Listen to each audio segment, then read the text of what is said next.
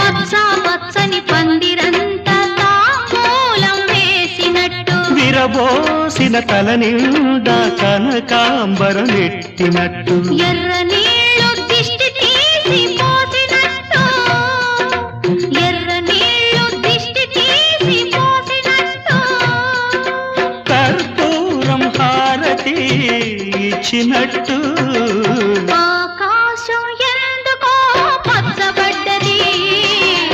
ఆ నడుమ బొట్టేమో ఎర్రబడ్డది